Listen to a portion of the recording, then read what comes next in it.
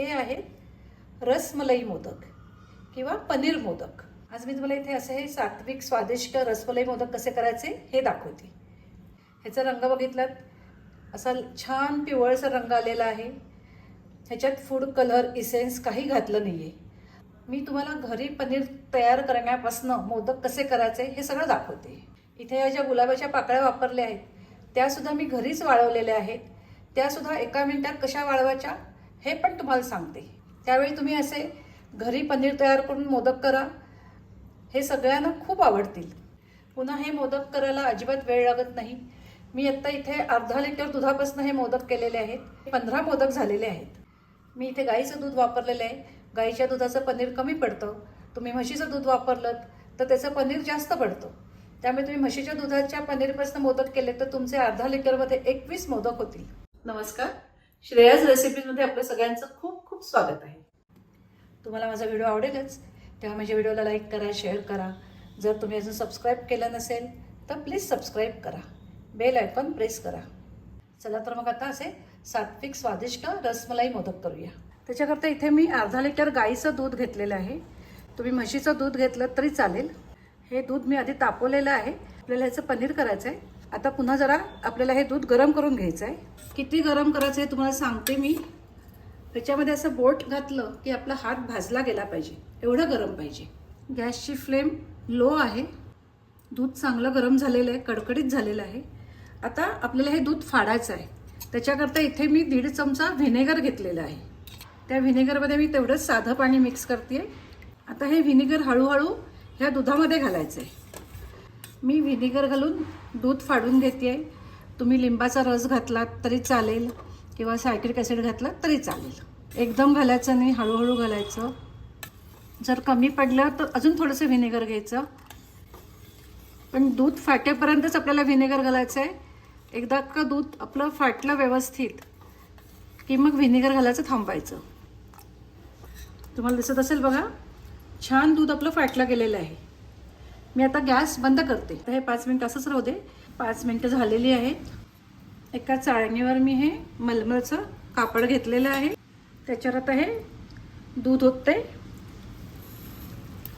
आता ह्याच्यावर थोडंसं साधं पाणी ओतायचं, साधं किंवा गार ओतलं तरी चालेल। त्याच्यामुळे व्हिनेगरचा जो काही आंबटपणा असतो तो सगळा निघून जातो। ह्याची अशी पुरचुंडी बांधायची आणि ह्यातलं जे एक्स्ट्रा पाणी असतं ते सगळं काढून टाकायचं। नाहीतर ह्याच्यात काहीतरी असं वजन ठेवून द्यायचं, जास्त नाही, 5 ते 7 मिनिटच। 5-7 मिनिटं होऊन गेलेली आहेत। सगळं पाणी निघून गेलेलं आहे। हे बघा किती छान पनीर तयार झालं आहे। असं आपलं छान घरच्या घरी पनीर तयार झालेलं आहे। मी तुम्हाला इथे मुद्दाम घरी पनीर तयार करून हे रसमलाई मोदक दाखवते। तुम्ही विकतचं पनीर घेतलं तरी चालेल। गाईच्या दुधाचं पनीर केलं तर ते कमी होतं। तुम्ही म्हशीच्या दुधाचं पनीर केलं तर ते जास्त होतं। हे आत्ता अर्धा लिटरचं 75 ते 80 ग्रॅम पनीर झालेलं आहे। तुम्ही म्हशीच्या दुधाचं केलं तर ते तुमचं 100 ग्रॅम पनीर होईल। तुम्ही आत्ता बघितलं असेल, घरी पनीर करायला अजिबात वेळ लागत नाही। अगदी 5-7 मिनिटात आपलं हे पनीर तयार होतं। मिक्सरचा जार घेतलेला आहे, त्याच्यामध्ये हे पनीर घेते। मिक्सर ऑन ऑफ करत अगदी 2 ते 3 सेकंदच फिरवून घ्यायचं। हे बघा, आता हे डिशमध्ये काढते। किती सॉफ्ट पनीर झालंय बघा। आता जेवढं पनीर झालेलं आहे तेवढीच आपल्याला ह्याच्यामध्ये मिल्क पावडर घालायची। जर तुम्ही मोजून घेतलं तर ही लहान वाटी आपलं हे पनीर झालेलं आहे। आता मी एवढीच मिल्क पावडर ह्याच्यामध्ये मिक्स करते। तेवढीच मिल्क पावडर मिक्स करते ह्याच्यामध्ये। ह्या मिल्क पावडरमध्ये साखर नाही आहे। तुम्ही जर डेअरी व्हाईटनर घेतलं तर ती गोड असते, त्यात साखर असते, ती घेतली तरी चालेल, पण मग साखर नंतर कमी घाला। आता ह्याच्यामध्ये 1 टेबलस्पून भरून पिठी साखर घालते। आता हे सगळं मिक्स करून घेऊ।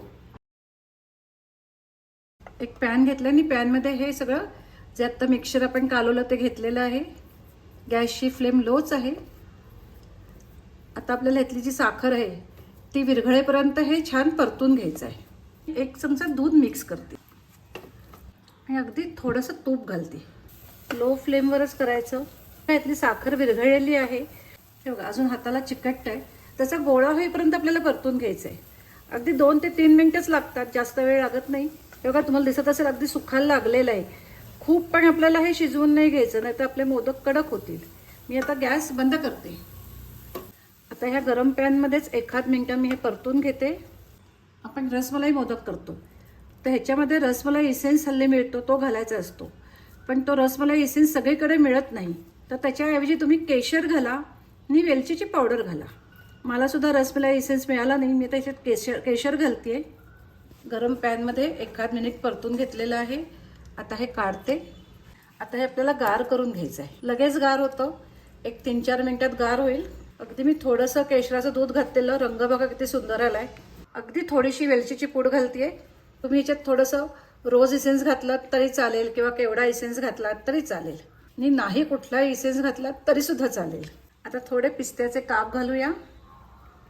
आणि आता ह्याच्यामध्ये आपल्याला गुलाबाच्या पाकळ्या घालायच्या आहेत. हल्ली बघा मिठाईमध्ये गुलाबाच्या पाकळ्या वापरतात. ह्या बाहेर हल्ली विकत मिळतात, ऑनलाईन सुद्धा विकत मिळतात. पण जर तुम्हाला विकत नाही मिळाल्या तरी तुम्ही घरी करू शकता. हे बघा, अशी मी गुलाबाची फुलं घेऊन आलेले होते.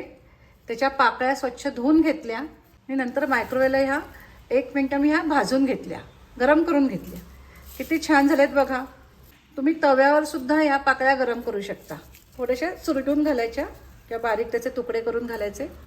इथे गुलाब घेताना इंग्लिश गुलाब असतो तो घ्यायचा नाही, तर जो साधा गुलाब असतो, गावठी गुलाब असतो तो घ्यायचा. त्याला एक छान सुगंध असतो.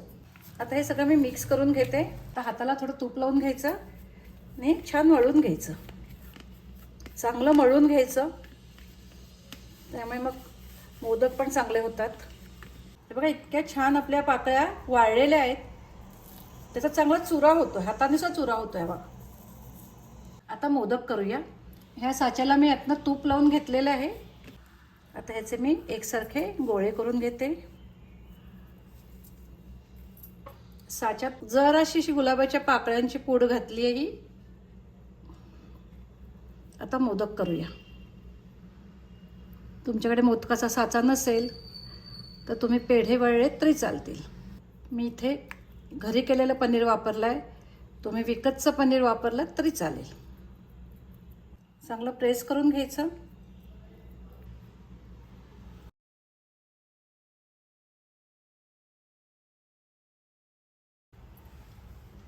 आता त्याच्या साईड्स असतं ते काढून टाकायचं किंवा त्याच्यातच प्रेस करायचं.